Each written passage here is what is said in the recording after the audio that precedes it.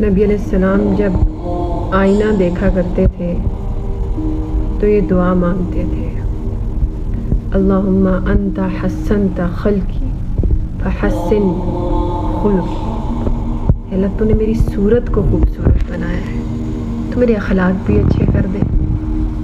نبی علیہ السلام کا فرمان ہے کہ دو چیزیں مسلمان امت میں ایسی ہیں جو کفر ہیں۔ ایک تو کسی کو حسب نسب کی وجہ سے طعنہ دینا کہ تم کسی نسل سے ہو، میں کسی نسل سے ہوں، یہ بھی ایک عام بات ہے۔ اور دوسرا میت پر نوحہ کرنا، اور میں نے بیشتر عورتوں کو میت پہ اس طرح بین کرتے اور اس طرح نوحہ کرتے دیکھا ہے جو کفر ہے۔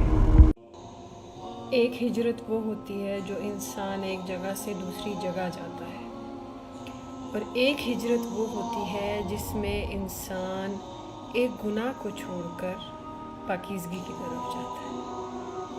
تو جو روحانیت کی ہجرت ہے وہ یہ ہے کہ آپ ایک گناہ کو چھوڑ کر ایک ایسے راستے کی طرف چلے جائیں کہ وہ پاکیزگی کا راستہ ہو، اور پھر آپ لوٹ کر کبھی اس گناہ کی طرف نہ آئیں۔ یہ آپ کی روح کی ہجرت ہے۔